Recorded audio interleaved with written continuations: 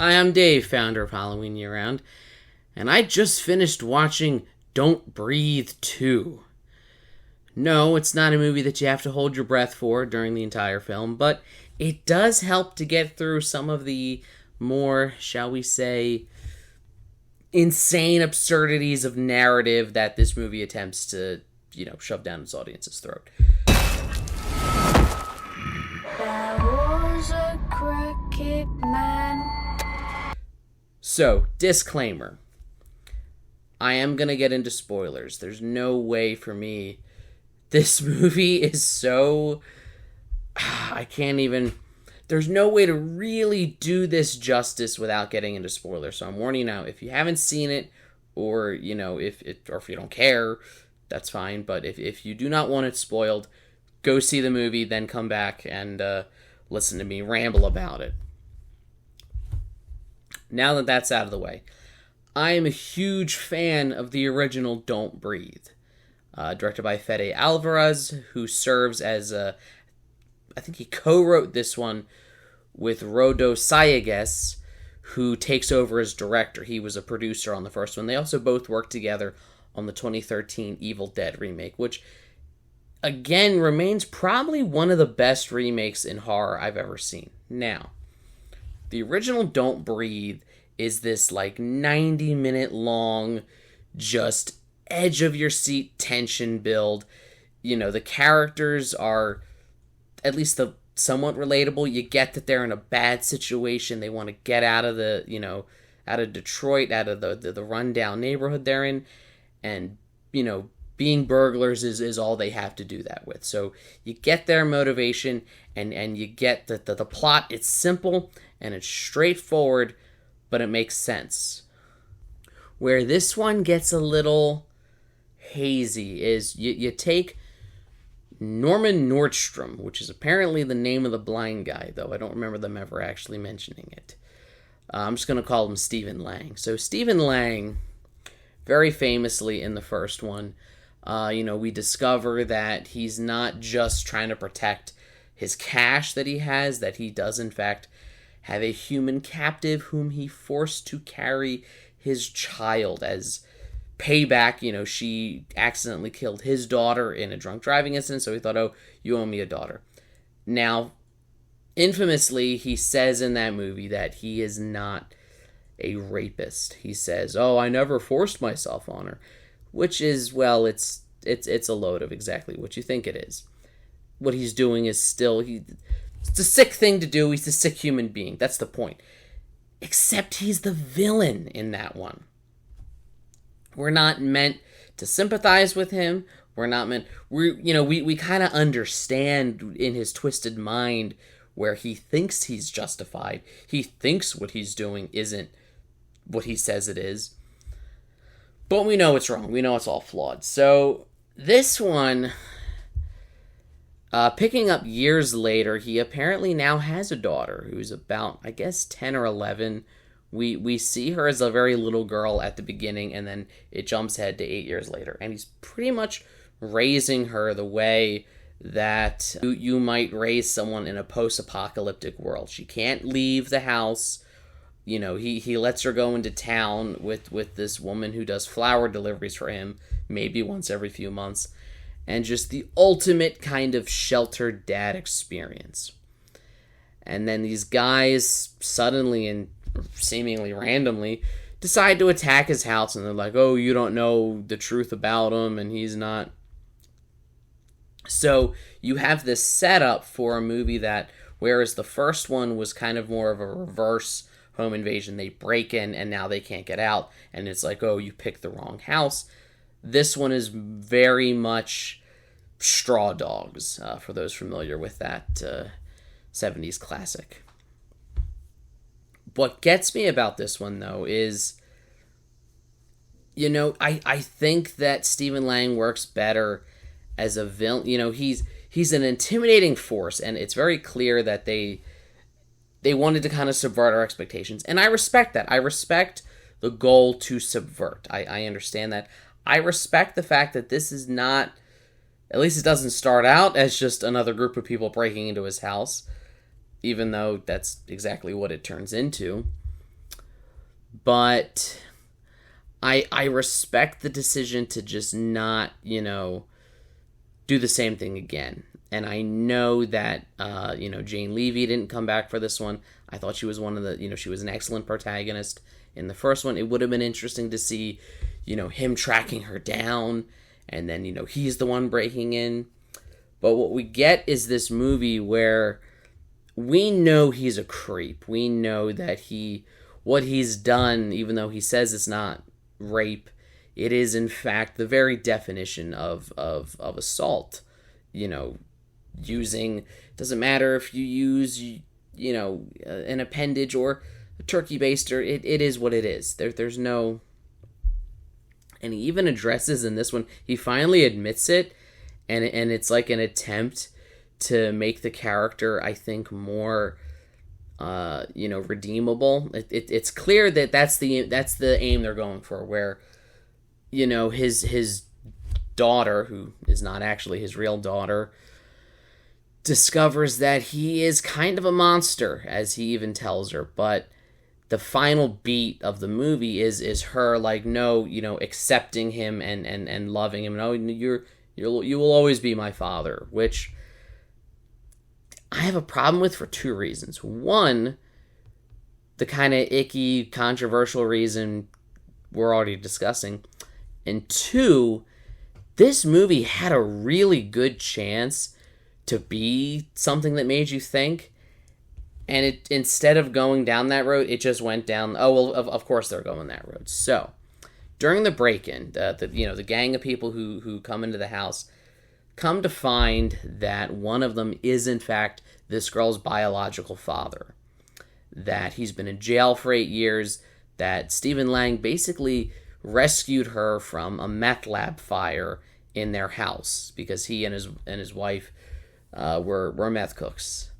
So, his aim is to get his daughter back, which, when you find out this reveal, it doesn't make a whole lot of sense with the fact that one of his crew attempted to drown her in the little metal container she was hiding in. It's like, well, if she was the reason you're going that, why were you trying to kill her? And I know we'll get to the other part in a minute. That detail still doesn't make sense. So eventually, he does get her. He leaves Stephen Lang for dead in a burning house. And he's like, oh, I'm your father, and guess what? Your mother's still alive. And it's all sweet and very touching. And, you're not a prisoner here like you were there. And I'm thinking, oh, is this movie gonna, go down an interesting angle where, these were the bad guys, but then we find out that they were just looking for their daughter, and, that's morally complex, and that makes me think, and that makes me feel conflicted. And then all of that the movie could have gone for, it just doesn't. Because then very quickly it's, well, actually the reason we wanted you so bad is your mother, her heart is failing from, the fire in the meth lab. We need your heart. Oh, and by the way, here's a random illegal organ transplant ring that subplot that we injected into the movie, in the middle of it for no reason except to bring it up now that this guy over here is a surgeon who'll do this, and we need to cut the heart out of the little girl while she's still alive and give it to her mom, and that's they were just using her, and it was all just manipulation. It robs the movie of actually making the audience think, oh, would she be better? Yeah, they were meth cooks. Maybe they're reformed now. Maybe they're trying to, maybe they're trying to improve their lives. Maybe they thought, if we could just get our daughter back, that's step one. Everything could be better, and it would challenge us. And it immediately goes for, oh, these guys are worse. They're still the bad guys. It's just such a simplistic plot device that the movie didn't have to go for it. But it frustrated me because I feel like the movie could have done so much more. And it's still, and then I remember when that happened, oh, so I take back my thought about why was one of his crew members trying to drown her if they were going to kill her. But wait a minute. Two things. One, okay, if they were going to kill her anyway, fine, but don't they need that heart fresh? The guy was going to drown her to then get then that wouldn't have worked. And two, they make a big deal about, well, this doctor here says it has to be, a blood relative, and it has to be, an exact match. There's no guarantee that they're an exact match, and they're taking the heart from a child who looks to be only maybe like 11 or 12. I'm not a cardiologist. I cannot, this is just me. My expertise in the medical field is from watching ER, Scrubs, and House. That said, I would think that you wouldn't be able, that her heart would be too, she's not fully grown yet. I would think that her heart would not be sufficient for her mom. Unless maybe like they're thinking, well, it's better than nothing, but again, that's never really addressed. So you just have this movie that it turns Stephen Lang from, villain into, I guess, anti-hero is the best way to describe it. You are, the only character you're really rooting for in this movie is the little girl, Phoenix/Tara, depending on which parent you go with. And she's the one I sympathize with. She's the one I'm just, rooting for this kid to get out without needing too much therapy later. So you're rooting for Stephen Lang to save her, but it does make him kind of address what he is and make him address, that he is a monster, which again, had it just ended there and she runs off and he dies, that'd be fine, but I don't, it gives him that redemptive moment, and I don't know that it was necessarily earned, especially because he's kind of a terrible parent. He keeps her cooped up in the house and won't let her leave, and she doesn't know anyone. That in itself is like, emotional abuse. So I felt that redemption wasn't fully earned, and I felt that the movie itself just made a lot of leaps in logic and just, here's an organ transplant subplot. Oh, and here's a random third act thing where we're trying to take little girl's heart. And, oh, we randomly want to kill her after just saving her. And it just so much from a first movie that was so well made. I expected better. It feels like an attempt to do what Alien did. So, like, the first Alien movie, it's a great horror movie, and then Aliens is just like a straight-up action movie. It felt like that's what it was trying to do. It was trying to take, like, a horror thriller and then go full action with the sequel. And I'm sorry to say, it did not succeed. So I was sadly very disappointed with it. I expected a lot better. But, they can't all be great, and at the very least, I will still always have this first movie to watch, which I just rewatched it this week before this one. Which I don't know why I even did, because this has virtually no connection to the first one. You could just jump in and be like, what's this movie? And I almost feel like if you did, you wouldn't have the conflict, like knowing what he did. So I'd be interested to see anyone who's only seen the second one but not the first one. I'd be curious to see what their response to it is. So that is Don't Breathe 2. If you've listened to all these spoilers and you still want to see it, go ahead. If you've already seen it, I'm sorry. Let me know what you thought of it. If you liked it, tell me what you liked about it. I'm genuinely curious. These are my own opinions. I'm not saying, this is not the objective. This movie is bad. I just personally didn't like it for all the reasons I mentioned.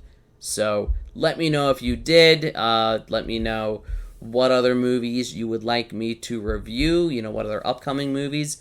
I know Candyman's coming out in a couple weeks. I'm very excited about that. Don't forget to like, share, subscribe, all the YouTube stuff. If you don't, Edgar here will be shouting nevermore above your chamber door.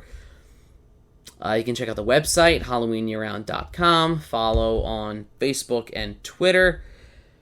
And, as always, stay scared, and every day is Halloween.